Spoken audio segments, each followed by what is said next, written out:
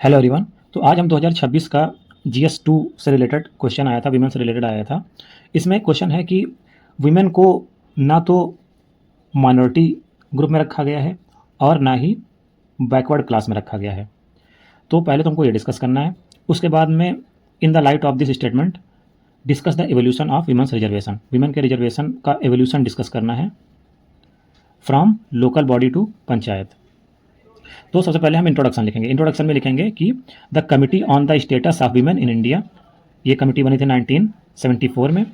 इस कमिटी ने एक रिपोर्ट रिलीज की थी, उसका नाम था टुवार्ड्स इक्वालिटी।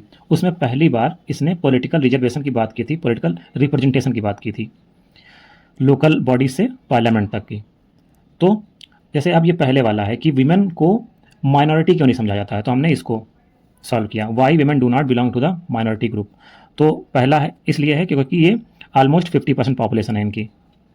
दूसरा, constitutionally gender does not fall with in minority framework but religious और लिंग्विस्टिक माइनॉरिटी। हमारे कॉन्स्टिट्यूशन में रिलीजियस और लिंग्विस्टिक माइनॉरिटी हैं, जेंडर बेस्ड माइनॉरिटी का कोई कॉन्सेप्ट नहीं है।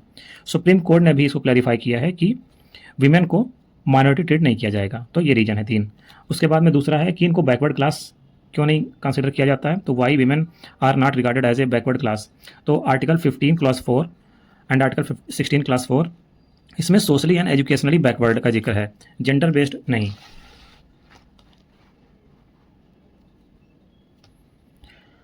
जेंडर जो है वो हॉरिजॉन्टल कैटेगरी है, इसलिए so women as a whole can not club together. Women को एक साथ क्लब नहीं किया जा सकता है और एक होमोजीनस बैकवर्ड क्लास क्रिएट नहीं की जा सकती है वुमेन के रिस्पेक्ट में। अब हमारा दूसरा क्वेश्चन था कि evolution of the women's reservation from local bodies to parliament. तो आर्टिकल 243D और आर्टिकल 243T ये प्रोवाइड करता है 1/3 रिजर्वेशन वीमेन को पंचायती राज इंस्टीट्यूशन के लिए और अर्बन लोकल बॉडीज़ के लिए। अर्बन लोकल बॉडीज़ के लिए 243T है और पंचायती राज इंस्टीट्यूशन के लिए 243D है। और ये प्रावधान कहाँ से आया? 73rd और 74th कॉन्स्टिट्यूशनल अमेंडमेंट एक्ट हुआ था, तब ऐड हुआ। उसके बाद में स्टेट असेंबली और पार्लियामेंट के लिए भी रिजर्वेशन को एक्सटेंड करने की कोशिश की गई, लेकिन हर बार ये फेल हो जा रहा था। 1996 में कोशिश की गई, फेल हो गया। 1998 में फेल हो गया। 1999 में फेल हो गया। 2008 में फेल हो गया। 2010 में भी फेल हो गया। उसके बाद में 2023 में 106th अमेंडमेंट हुआ कॉन्स्टिट्यूशन में, उसको हम नारी शक्ति वंदन अधिनियम बोलते हैं, ये पास हुआ। इसके पास होते ही वीमेन को 33% रिजर्वेशन मिल गया लोकसभा में, स्टेट असेंबली में और दिल्ली असेंबली में। तो लास्ट में हम कंक्लूजन लिखेंगे कि जो वीमेन का रिजर्वेशन है उसके लिए अलग से हमारे संविधान में आर्टिकल पड़ा हुआ है 15 क्लॉज 3। उसको माइनॉरिटी में या बैकवर्ड क्लास में अलग, मतलब माइनॉरिटी और बैकवर्ड क्लास स्टेटस में नहीं डाला गया है। वीमेन के रिजर्वेशन से रिलेटेड एक अलग आर्टिकल ही जोड़ दिया गया है।